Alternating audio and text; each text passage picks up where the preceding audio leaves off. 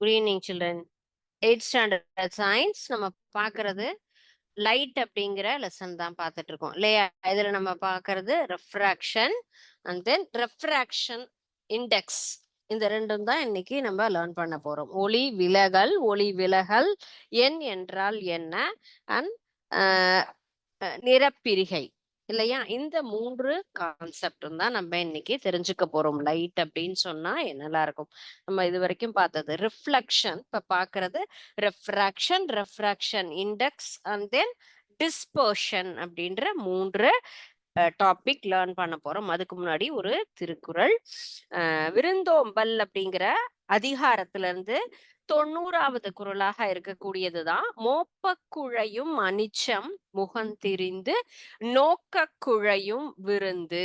மோப்பக்குழையும் அனிச்சம் முகந்திரிந்து நோக்கக்குழையும் விருந்து அப்படிங்கிறது. விருந்தோம்பல் அப்படிங்கிறது தான் நம் நாட்டினுடைய சிறந்த பண்பு. விருந்தோம்பல் அப்படின்னா என்னப்பா? வீட்டுக்கு வந்தவர்களை நாம் உபசரிக்க கூடிய அந்த ஒரு செயலை தான் என்ன சொல்றோம்? விருந்தோம்பல் அப்படின்னு. அவர்களை அன்போடு அழைத்து நம்மால என்ன முடியுமோ, அது நம்ம கிட்ட என்ன இருக்கோ அதை என்ன பண்ணணும்? முகம் மலர்ந்து அவர்களுக்கு உபசரிக்கணும். நம்மளுடைய ஸ்பெஷாலிட்டி, நம்முடைய நாட்டினுடைய சிறப்புங்கிறதே விருந்தோம்பல் அப்படிங்கிறது தான். ஏன்னா வெளியில போறவங்களுக்கு கூட கூப்பிட்டு ஏதாவது முடியலன்னா காப்பி சாப்பிடுறீங்களா என்ன அப்படின்லாம் கேட்கக்கூடிய நேச்சர் நம் நாட்டு மக்கள் தான். சரிங்களா? அதுல இந்த குறளினுடைய கருத்து என்னன்னு கேட்டா, தொட்டாசினிங்கி அப்படின்னு சொன்னா அந்த இலையை தொட்டும் பொழுதே என்ன ஆகுது? அது சுருங்கிடுது. தன் உடலை தானே சுருக்கி கொள்ளுது. அது போல அனிச்ச மலர் அப்படிங்கிறது ஒரு பூவு. அது நம்ம என்ன பண்றோம்? நம்ம வாசனையான ஒரு பூவை பார்த்தாலே அப்பா நல்ல வாசமா இருக்குல்ல அப்படின்னு அதை நுகர்ந்து பார்ப்போம். அப்படி அந்த பூவை நுகரும் பொழுதே அது வாடிடுமா.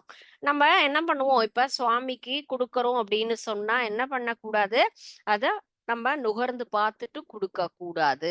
பொதுவாகவே நம்ம கையில எடுத்து அந்த மாதிரி செய்யறது ஒரு நல்ல இது இல்லைன்னு சொல்லுவாங்க. நம்ம கையில வைக்கும் பொழுதே அந்த பூவினுடைய மனம்ங்கிறது, ஒவ்வொரு பூவிற்கு ஒவ்வொரு மனம் உண்டு.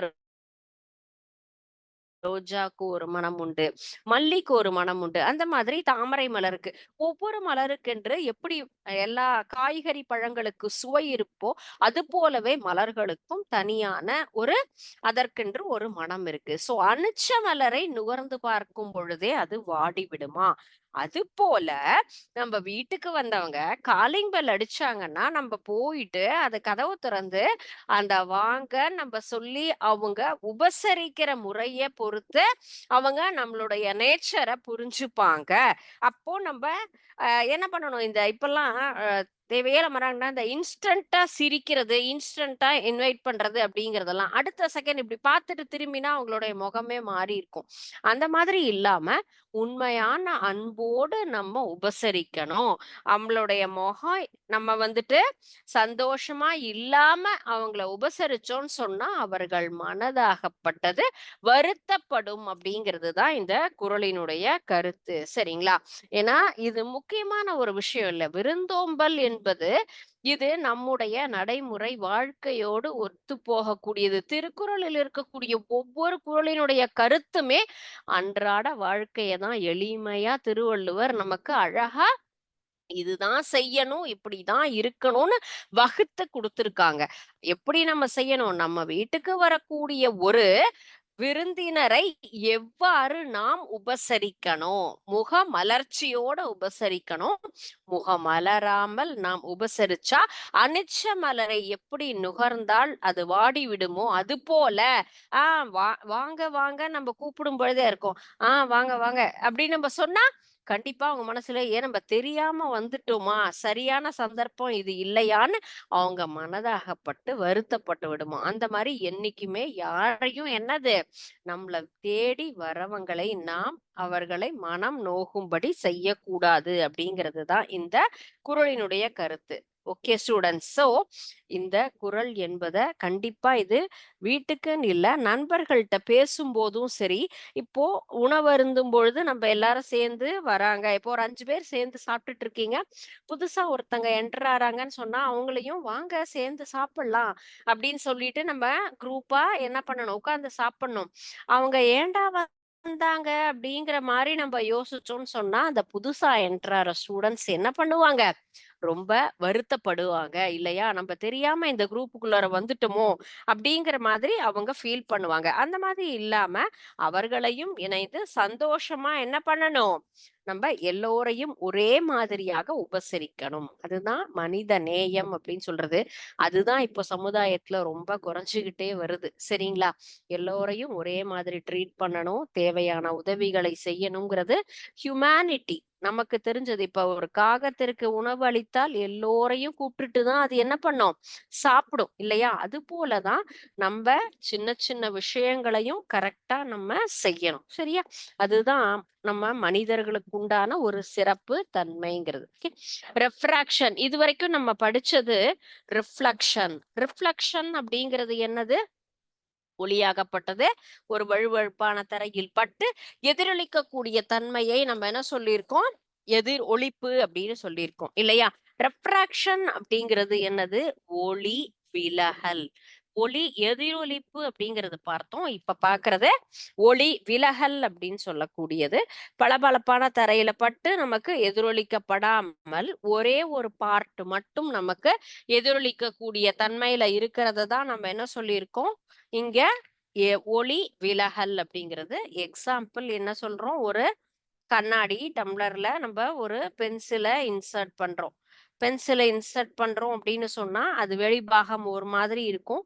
எப்படி இருக்கும்? வளைந்து இருக்கிறது போல நமக்கு தோற்றம் கொடுக்கும். வெளியில இருக்கிறது இதோட இப்படி தொடர்ச்சியா இருக்கிற மாதிரி இருக்கும். இந்த மாதிரி அமைப்புல இருக்கிறது தான் என்ன சொல்றோம்? ஒளி விலகல். ஒரு பகுதி மட்டும் ஒளியாகப்பட்டது உள்ள கடந்து போகும்.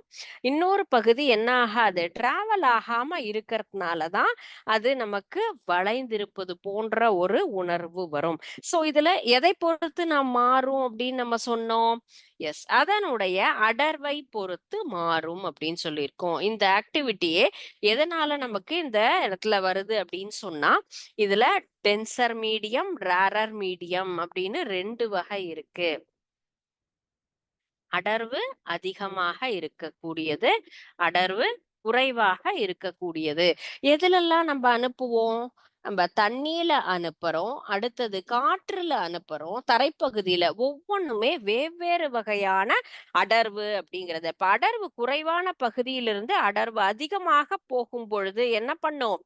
நேர்கோட்டுல இருந்து விலகி சொல்லும். சோ எங்க இருந்து அப்ப ரேரர்ல இருந்து டென்சருக்கு போகுது அப்படின்னு சொன்னா rarer medium to tensor medium அப்படி நமக்கு டிராவல் ஆகும் பொழுது அந்த இடத்துல நமக்கு ரெஃப்ராக்ஷன் அப்படிங்கிறது நடக்கும். லைட் ரே வந்து என்ன ஆகும்? நமக்கு அங்கிருந்து ஸ்ட்ரெயிட் பாத்தா இல்லாம பெண்ட் ஆகக்கூடிய நிலைமை. சோ பெண்டிங் லைட் அப்படிங்கிறது நமக்கு எந்த இடத்துல தெரியும்? ரேரர் மீடியம்ல இருந்து டென்சர் மீடியமுக்கு போகும் பொழுது நேர்கோட்டு பாதையிலிருந்து ஒளியாகப்பட்டது நமக்கு விலகி செல்லக்கூடிய தன்மை இருக்கும். சரிங்களா? அப்ப அடர்வு குறைவான ஊடகத்திலிருந்து அடர்வு மிகுந்த ஊடகத்தை நகரும் பொழுதுதான் இது வரும். அடர்வு மிகுந்த ஊடகத்திலிருந்து அடர்வு குறைவான ஊடகத்திற்கு செல்லும் பொழுது செங்குத்து கோட்டை விட்டே நமக்கு என்ன ஆகும்? அந்த நேர்கோட்டை விட்டு விலகி செல்லக்கூடிய தன்மை. டென்சர் டு ரேரர் அப்படின்னு சொன்னா அந்த மாதிரி ஃபர்ஸ்ட் திங் நமக்கு அடர்வு குறைந்ததிலிருந்து நமக்கு அதிகமாக இருக்கக்கூடிய பகுதிக்கு போகும் பொழுது செங்குத்து கோட்டை நோக்கி செல்லும். இதுதான் நடுவுல இருக்க கோடு அப்படின்னு சொன்னா இந்த இடத்தை நோக்கி நமக்கு வரக்கூடிய தன்மைங்கிறது ரேரர் டு டென்சர். குறைந்ததிலிருந்து அதிகமானது. அதிகமானதிலிருந்து குறைந்ததற்கு ஒளியாகப்பட்டது நம்ம ஊடுருவி செல்லும் பொழுது, அந்த செங்குத்து கோட்ட விட்டே நமக்கு நகர்ந்து போகக்கூடிய நிலைமை அப்படிங்கிறது தான் வரும். See here. இங்க பாருங்க, இதுதான் நம்ம இந்த ரெஃப்ராக்ஷன் அப்படிங்கிறதுக்கு உண்டான ஒரு சிமுலேஷன். இதுக்கு இன்னும் ஒன் மோர் சிமுலேஷனும் இருக்கு. சோ அத பார்க்கும்போதே நமக்கு ரொம்ப கிளியரா புரியும். ஈஸியான கான்செப்ட் தான் பாருங்க. சோ இதுல என்ன குடுத்திருக்காங்க? பிரிசம். முப்பட்டக கண்ணாடி குடுத்திருக்காங்க. இதுல டிஃபரெண்ட் கைண்ட்ஸ் ஆஃப் பிரிசம்ஸ் இருக்கு நமக்கு. சோ இந்த இடத்துல நமக்கு முப்பட்டகத்தின் மூலமாக எவ்வாறு இந்த ஒளியாகப்பட்டது விலகிச் செல்லுது. இதுதான் பிரிசம். சோ உள்ள போகக்கூடிய ஒளியாகப்பட்டது வெளியில வரும்போது எப்படி இருக்கு? 7 different kinds of colours VIBGYOR வெள்ளொளி ஒயிட் லைட்டுக்குள்ளார தான் இந்த எல்லா வகையான வண்ணங்களும் அடங்கி இருக்கு அப்படிங்கிறத ப்ரூஃப் பண்றது தான் இந்த பிக்சர். ஓகே.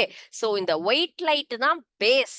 இந்த ஒயிட் லைட்டுக்குள்ளார எல்லா வகையான கலர்ஸும் இருக்கு. நம்ம சொல்லக்கூடிய violet, blue, indigo, orange, yellow, red எல்லா கலருமே எதற்குள்ளார இருக்கு? ஒயிட் லைட்ல. சோ பிரிசத்துக்குள்ளார லைட் பாஸ் ஆகும்போது வெளியில வரும்போது என்ன ஆகுது நமக்கு? இங்க எல்லா வகையான கலர்ஸ் அப்படிங்கறதும் நமக்கு வருது. ஓகே. சோ இதுல இப்போ நம்ம பார்க்கிற refraction through the prism. Refraction ஒளி விலகல் என்பது இந்த முப்பட்டகத்தில் எவ்வாறு நடக்கின்றது? நமக்கு நேரடியாக போகக்கூடிய ஒளியாகப்பட்டது இந்த முப்பட்டகத்துக்குள்ளார போகும் பொழுது எவ்வாறு விலகல் அடையும்? There are different kinds of prisms. So இதுல நமக்கு angle of incidence and then angle of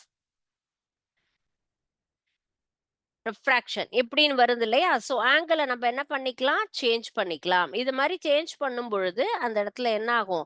படுகதிர் அப்படிங்கிறது பாருங்க, இதுல இன்சிடென்ட் ரே அப்படிங்கிறது நமக்கு மாறுதா? நம்ம இந்த இடத்துல என்ன பண்ணலாம்? எவ்ளோ வேணா சேஞ்ச் பண்ணிட்டே போலாம். அதுக்கு தகுந்த மாதிரி மாறும். சோ இதுல புரொடெக்டர் வச்சும் நம்ம ஷோ பண்ணி பார்க்கும் பொழுது, நேராக செல்லக்கூடிய ஒளி எவ்வாறு நமக்கு விலகல் அடைகின்றது? உள்ள போகும் பொழுது முப்பட்டகத்துல நேராக போகாம எப்படி நமக்கு மாறுபடுகிறது அப்படிங்கிறது தான். சோ இந்த இன்சிடென்ட் ரே நம்ம என்ன பண்ணலாம்? சேஞ்ச் பண்ணிட்டே இருந்தோம்னா அதுக்கு தகுந்த மாதிரி இங்க பாருங்க. இதுல கலர் சேஞ்சிங் அப்படிங்கிறது இருக்கும் பாருங்க. புரொடெக்டர் எல்லாம் பார்க்கணும் நம்ம ஒளி நேராக செல்லாமல் எப்படிப்பட்டு நமக்கு விலகி செல்லுது அப்படிங்கிறது இதை பார்த்தாலே நமக்கு தெரியுது இல்லையா? சோ இதனுடைய ரிசல்ட் அப்படிங்கும்போது பாருங்க எவ்வளவு டிகிரி ஆங்கிள் ஆஃப் டீவியேஷன் எப்படி நமக்கு டீவியேட் ஆயிருக்கு, எத்தனை டிகிரி, ரெஃப்ராக்டிவ் இண்டெக்ஸ் என்னது? ரெஃப்ராக்டிவ் இண்டெக்ஸ்ங்கிறது நம்ம நெக்ஸ்ட் பார்க்குற அந்த ஒளி விலகல் என்ன படிக்க போறோம் இல்லையா? அது எவ்வளவு இருக்கு, எத்தனை டிகிரி நமக்கு அந்த கோணத்தில் அது வளைந்து செல்கிறது அப்படின்னும் நம்ம பார்க்கிறோம். சோ இதுல வேற வேற ப்ரிசம் எடுத்து சூஸ் பண்ணியும் நம்ம தகுந்த மாதிரி இதுல பார்க்கிறோம் அப்படின்னு சொன்னா அந்த ஒளி விலகல் எவ்வாறு இப்ப நேராக செல்லக்கூடிய ஒளியாகப்பட்டது என்ன பண்ணுது நமக்கு? அது இல்லாம விலகி வேறு பக்கம் சேருது. எதனால? அந்த அடர்வு மாறுபாடு காரணமாக.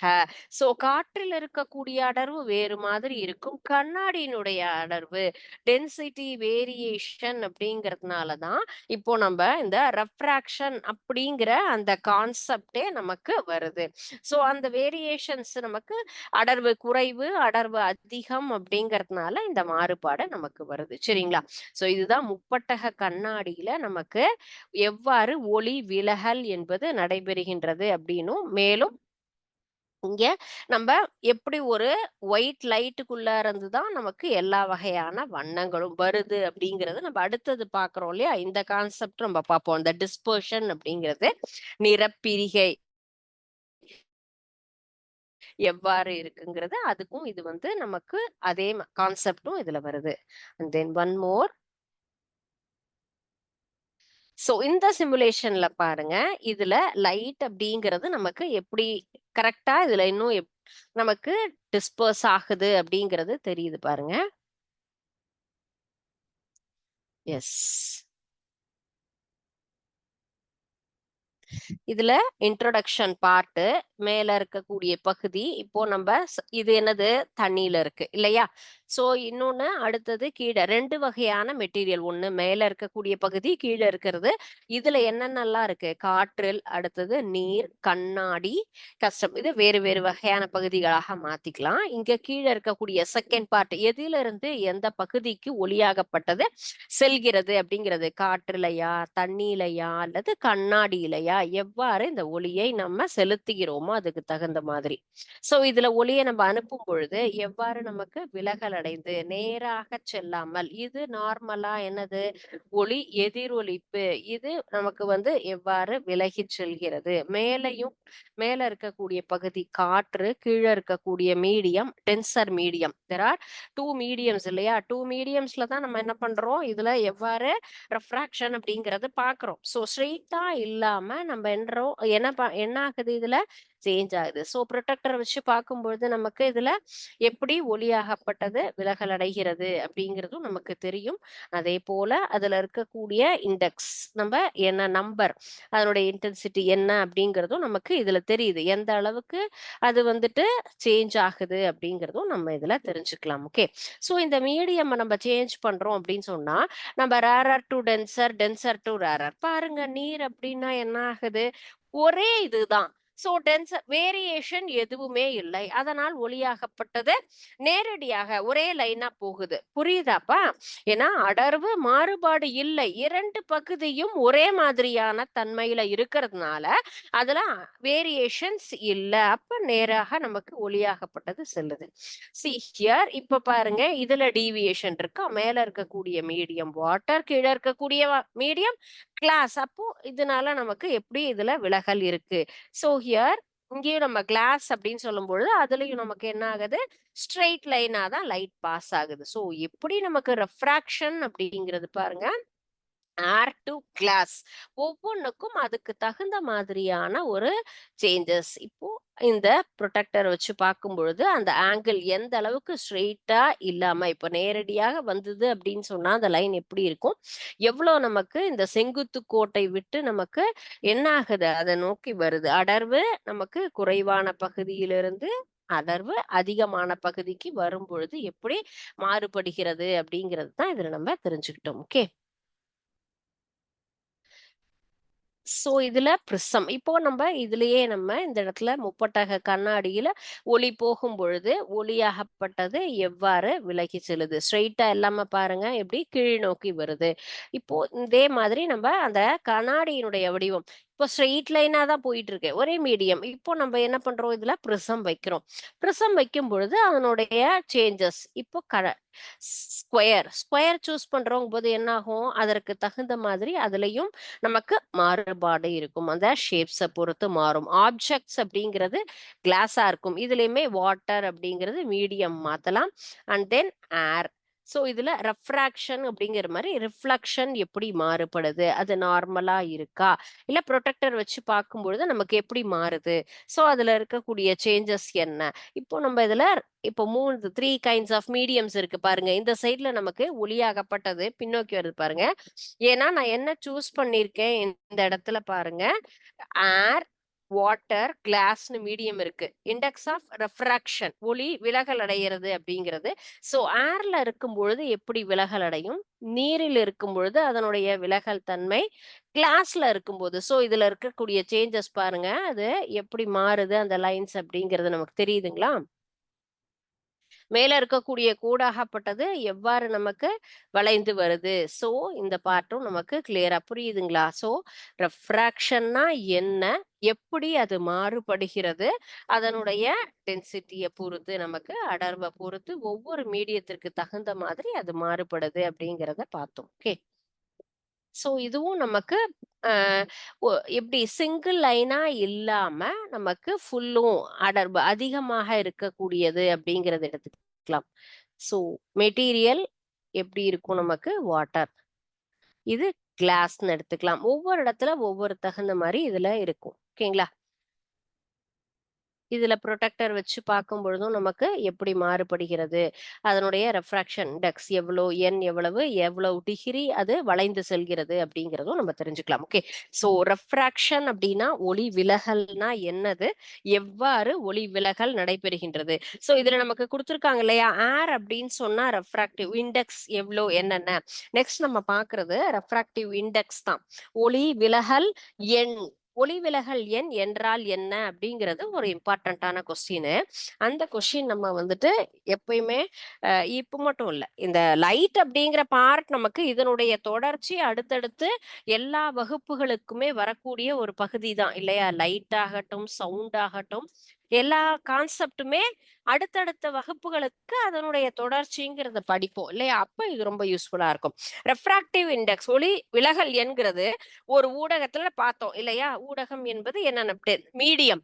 இப்போ நீர் எடுத்துக்கிறோம், தண்ணி எடுத்துக்கிறோம், காற்று எடுத்துக்கிறோம், கண்ணாடி எடுத்துக்கிறோம் இல்லையா. அது போல அந்த ஊடகத்தில் ஏற்படக்கூடிய ஒளி விலகல் அந்த ஊடகத்துல போகக்கூடிய ஒளியினுடைய திசை வேகத்தை சார்ந்தது.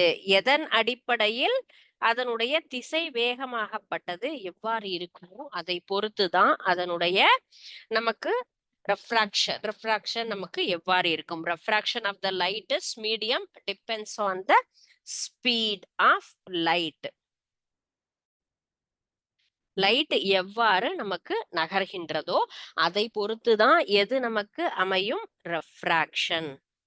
ஒளி விலகல் என்பது எதனை பொறுத்து அமையும் கேட்டா, ஸ்பீட் ஆஃப் லைட், ஒளியினுடைய வேகத்தை பொறுத்து. Speed of light in the medium is more, bending is less, and then the speed of light is less, the bending is more. அப்ப speed of light சோ அதிகமாக இருக்கும் பொழுது, அப்போ அதிகமாக இருந்தது அப்படின்னு சொன்னா என்ன ஆகும் நமக்கு, பெண்டிங் அப்படிங்கிறது அதிகமாக. So speed of light is higher, bending is less, வளைதல் என்பது குறைவாக இருக்கும். ஓகே, ஸ்பீட் ஆஃப் லைட் அப்படிங்கிறது எப்படி இருக்கணும் நமக்கு, அதிகமாக இருக்கும் பொழுது. ஸ்பீட் ஆஃப் லைட்ங்கிறது குறைவாக இருக்கு, ஹையர் அப்படின்னு சொல்றோம். அதுவே நமக்கு ஸ்பீட் ஆஃப் லைட்ங்கிறது லெஸ், குறைவா இருந்ததுன்னு சொன்னா பெண்டிங் இஸ் ஹையர், வளைதல் அதிகமாக இருக்கும்.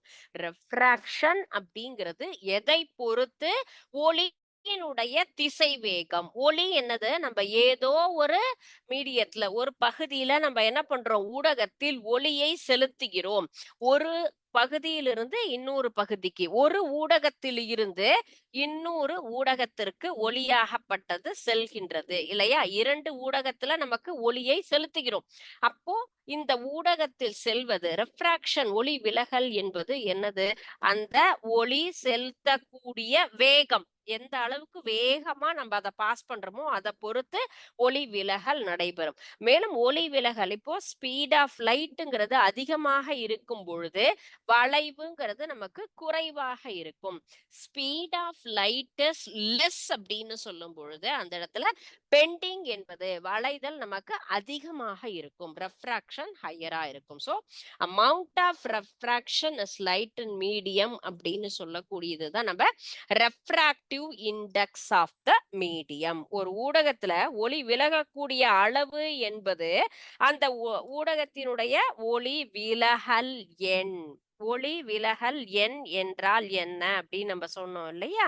அந்த ஒளி விலகல் எண் என்பது என்னதுமா, ஒரு ஊடகத்துக்குள்ளார ஒளி என்னது எந்த அளவுக்கு விலகல் அடைகின்றதோ அதையே நம்ம என்ன சொல்றோம், அதனுடைய ஒளி விலகல் எந்த அளவுக்கு எந்த ரேஞ்சுக்கு அது ரெஃப்ராக்ஷன் நடக்குதோ அத சொல்றோம். குறிப்பிட்ட ஊடகத்துல ஒளியினுடைய திசைவேகத்திற்கு உண்டான ஒரு தகவு, that is refractive index. So இத எந்த லெட்டரால நம்ம டினோட் பண்றோம்னா லெட்டர் மியூ அப்படின்னு சொல்லலாம். ரெஃப்ராக்டிவ் இண்டெக்ஸ் உண்டான ஃபார்முலா என்ன அப்படிங்கறத நம்ம பார்க்கிறோம்.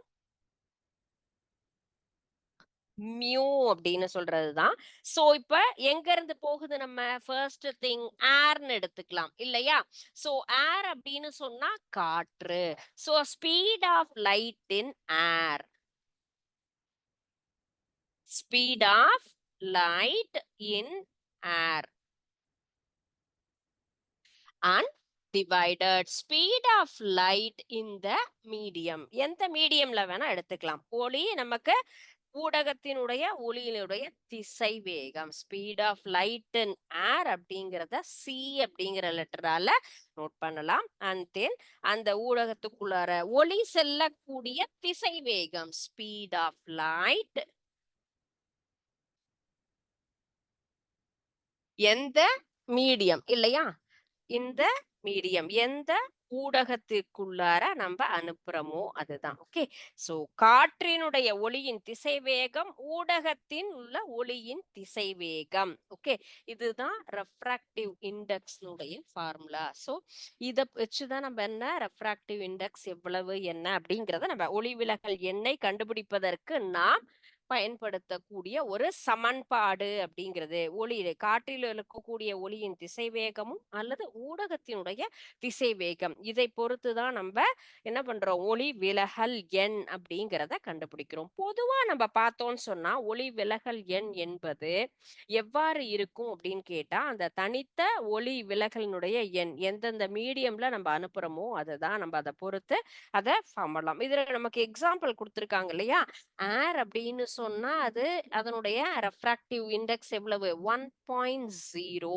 காற்றினுடைய ஒளி விலகல் எண். நீர் வாட்டர் தண்ணீரினுடைய ஒளி விலகல் எண் என்பது 1.33. அண்ட் ஈத்தர்ங்கிறது one of the chemical. So this refractive index is 1.36.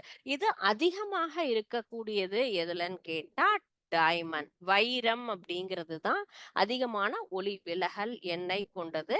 2.41 அப்படிங்கிறது ஒளி விலகல் எண்கிறது ஒரு 1 மார்க்கா நம்ம பாத்துக்கலாம். ஒரு காட்டினுடைய ஒளி விலகல் எண் என்னது, அதே மண்ணெண்ணெயினுடைய ஒளி விலகல் எண் என்னது, குவாட்ஸ் நார்மல் கிளாஸ், குவாட்ஸ்ங்கிறது ஒரு வகையான கண்ணாடி. இப்படி பல பொருள்களுக்கும் ஒளி விலகல் எண் எவ்வளவு அப்படின்னு கொடுத்திருக்காங்க. சோ அதை நம்ம படிச்சுக்கலாம். ஓகே, அப்ப ஊடகத்தினுடைய ஒளி விலகல் எண் என்பது வேறொரு ஊடகத்திற்குள்ளார எண்ணை பொறுத்து தான் நமக்கு அதனுடைய திசைவேகம் அப்படிங்கிறதும் இரண்டாவது ஊடகத்தில் உள்ள திசைவேகத்தையும் உள்ள ஒரு தகவல் மூலமா தான் நம்ம என்ன பண்றோம், இதை ஃபாலோ பண்றோம். நெக்ஸ்ட் நம்ம பாக்குற கான்செப்ட் ரொம்ப இம்பார்ட்டன்ட் ஆனது, that is Snell's law. Snell விதி அப்படின்னு சொல்லுது. Snell's law of refraction. Snell விதி இந்த கொஸ்டின் அடிக்கடி நமக்கு கொஸ்டின் பேப்பர்ல வரக்கூடிய முக்கியமான ஒரு இது. Refraction of the light rays அப்படிங்கிறது என்னது, நமக்கு டிராவல் பண்ணக்கூடியது, ஒரு மீடியத்துல இருந்து இன்னொரு மீடியத்துக்கு போகக்கூடியது இல்லையா. சோ நார்மலா நம்ம என்ன சொல்லியிருக்கோம், ஒளி விலகல் விதிகள் என்னென்ன பார்த்திருக்கோம். ஒளி விலகலுக்கான ஸ்னெல் விதி அப்படிங்கிறது என்னது, ஒரு ஒளி கதிராகப்பட்டது ஒரு ஊடகத்திலிருந்து இன்னொரு ஊடகத்துக்கு போகும் பொழுது நமக்கு என்ன ஆகும், ஒளி விலகல். சோ ஜென்ரலா என்ன பண்றோம், ஒரு ஒளிக்கதிர், இதுதான் படுகதிர்னு எடுத்துப்போம். அண்ட் தென் இது எவ்வாறு இருக்கும், விலகல் அடையி செல்லும் இல்லையா. விலகு கதிர் அப்படின்னு சொல்லக்கூடியது incident ray and then refracted ray. Incident ray, this is refracted ray. ஒளி விலகல் அடைந்து செல்லக்கூடிய ஒரு இது படுகதிர் விலகு கதிர் அப்படின்னு சொல்றோம். சோ படுகதிர் விலகு கதிர், இதற்கு நேராக நாம் என்ன பண்றோம், ஒரு லைன் ஃப்ரேம் பண்றோம், நார்மல் அப்படின்னு சொல்லுவோம். சோ இந்த நார்மல் இதுல வரக்கூடியது என்னன்னு கேட்டா ஆங்கிள். ஆங்கிள் இப்ப டிரா பண்றோம்னு சொன்னா இங்க இருக்கக்கூடிய கோணமும் இந்த கோணமும் என்ன ஆகும், நமக்கு சமமாக இருக்கும். அதுதான் சோ ஒளி விலகல் விதிங்கிறது படுகதிர் விலகு கதிர் சந்திக்கும் புள்ளியில் வரையக்கூடிய குத்துக்கோடு எல்லாமே ஒரே ஊடகத்தில் இந்த ஒரே லைன்ல நமக்கு ஃபார்ம் ஆகும். அதுதான் first law of Snell's law ரெஃப்ராக்ஷன்ங்கிறது. Incident ray, refracted ray and normal point of the intersection, these three are all in that same plane. ஒரே நமக்கு ஊடகத்தில் வரக்கூடியது. and next ratio of the sine of angle of incident, that is I, இதுல வரக்கூடிய கோணமும் and then angle of refraction R, விலகு கதிரினுடைய கோணமும் எப்படி இருக்கும், நமக்கு சமமாக இருக்கும். படுகதிரினுடைய சைன் மதிப்பும் விலகு கோணத்தினுடைய சைன் மதிப்பிற்கும் உள்ள ஒரு தகவுங்கிறது எப்படி இருக்கும்? ஒரு கான்ஸ்டன்ட் மாறிலியாக இருக்கும். இதுதான் அது 2வது விதி அப்படின்னு சொல்லலாம். So sine i by sine r 2மே என்ன இருக்கும் நமக்கு? ஈக்குவலாக இருக்கும். Sine i by sine r அப்படிங்கிறது நமக்கு சரியாக இருக்கும். இதுல எந்த ஒரு சேஞ்சஸ் வராது. சோ இதுதான் ஸ்னெல்ஸ் லா ஆஃப் ரெஃப்ராக்ஷன். இது நமக்கு எப்பயுமே எளிதான ஒரு கான்செப்ட் தான். எப்பயும் மறக்காத ஒரு விதி. ரிஃப்ராக்டிவ் இண்டெக்ஸ்ல நமக்கு நெக்ஸ்ட் பாக்குறது ஸ்னெல்ஸ் லா ஆஃப் ரெஃப்ராக்ஷன்ங்கிறது. லா ஆஃப் ரெஃப்ராக்ஷன் அப்படிங்கிற concept incident ray, refracted ray அந்த நார்மல் பாயிண்ட் 3 என்ன இருக்கும்? சேம் பிளேன்ல இருக்கும். இன்சிடென்ட் ரேனுடைய ஆங்கிளும் அதே போல ரெஃப்ராக்டட் ரேனுடைய ஆங்கிளும் நமக்கு இண்டக்ஷன் 2மே இந்த கோணங்கள் நமக்கு சமமாக இருக்கும் அப்படிங்கிறது தான் இதனுடைய செகண்ட் லா. ஓகே ஸ்டூடெண்ட்ஸ், இன்னைக்கு பார்த்த கான்செப்ட் என்னென்ன டாபிக்னா refraction of light, that is refractive index and then Snell's law of refraction. So இந்த 3 டாபிக் தான் இன்னைக்கு நம்ம பார்த்திருக்கோம். இதுல உங்களுக்கு இந்த டாபிக்ஸ் எல்லாமே புரிஞ்சுதா? இதுல ஏதாவது டவுட்ஸ் இருக்கா? கிளாரிஃபிகேஷன்ஸ் இருக்கா? ஏன்னா பார்த்தது 3மே இந்த 2 கான்செப்ட். ஒளி விலகல் என்பதும் முக்கியமான ஒரு டாபிக். அது போல ஒளி விலகல் விதி, ஸ்னெல் விதியை எழுதுக, ஒளி விலகலுக்கான ஸ்னெல் விதியை கூறுக அப்படிங்கிற கேள்வி அடிக்கடி நம்ம வினாத்தாள்ல எதிர்பார்க்கக்கூடிய ஒரு கேள்வி. என்ன சொல்லியிருக்கோம்? இது நீங்க எந்த கிளாஸ் போனாலும் இதுதான் அடிப்படை. இதுல எந்த ஒரு மாற்றமும் வராது. விதிகள்ல மாற்றமே வராது. அப்போ விதிங்கிறத நம்ம தெளிவா இங்கேயே படிச்சுட்டோம், மனப்பாடம் பண்ணிட்டோம்னு சொன்னா ரொம்ப ஈஸி. அடுத்தடுத்த வகுப்புகளுக்கும் இது தொடர்ச்சியா வரும்போது அதனுடைய கண்டினியூவேஷன் நமக்கு எளிதாக புரியும். எழுதி பாருங்க. அதே போல சின்ன டயக்ராம் தான். இதை டிரா பண்ணி பார்த்தாலும் நமக்கு ஏதாவது டவுட் இருந்ததுன்னா தெரிஞ்சுக்கலாம். Okay, thank you students. வாழ்க பாரதம், வெல்க தமிழன்.